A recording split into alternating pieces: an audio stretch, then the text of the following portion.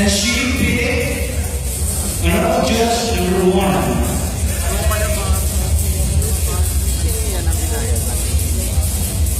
Good morning.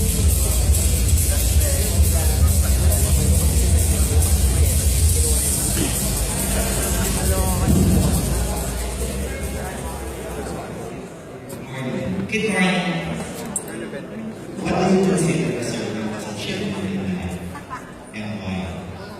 My greatest achievement in life, I can say, is that I graduated college and I have a good job right now because I believe that education should be prioritized by every individual in the world. Because with education, we can have every problems, every dreams that we need in life. And I believe that without education, there will be no peace, there will be poverty.